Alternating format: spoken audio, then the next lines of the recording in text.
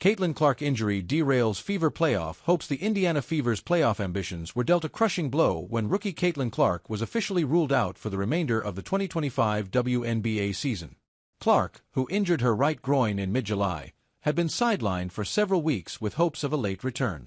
Upon further medical evaluation, the Fever announced in early September that their star guard would not be coming back this season, leaving Indiana to navigate the most important stretch of the year without the player who had transformed the franchise's identity.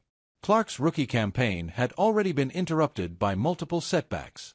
Before the groin injury ultimately ended her season, she had missed time with a left quad strain, a separate groin issue, and a bone bruise in her ankle. When she was healthy, she showed why she was one of the most hyped prospects in WNBA history. Across just 13 games, she averaged 16.5 points, 8.8 assists, and 5 rebounds. Her ability to stretch the floor with deep three-pointers and orchestrate the offense created spacing that elevated teammates like Aaliyah Boston and Kelsey Mitchell. For a Fever franchise that had struggled for nearly a decade, Clark's arrival promised a long-awaited turnaround. The problem for Indiana is that her absence comes at the exact moment when every possession matters. Entering September, the Fever were fighting for playoff seeding in a competitive Eastern Conference. Though they ultimately secured a postseason berth, just their second since 2016, the roster has been battered by injuries beyond Clark's. Sophie Cunningham was lost to a torn MCL, Sydney Colson suffered an ACL tear, Ari McDonald broke her foot, and Chloe Bibby went down with a knee injury. That left Indiana short on guards and wings, forcing head coach Christy Sides to lean heavily on a shortened rotation. Without Clark, the Fever lose more than just scoring. Her playmaking is irreplaceable, as she ranked among the league leaders in assists per game. In her absence, the Fever's offense has often stagnated, relying on individual shot-making rather than fluid ball movement.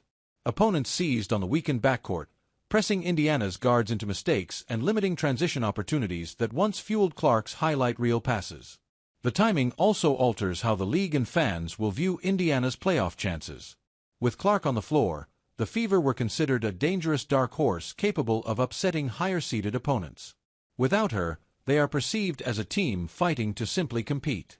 Veterans now shoulder the burden of offensive creation, resulting in a team that works harder for every basket, but lacks the explosiveness Clark provided.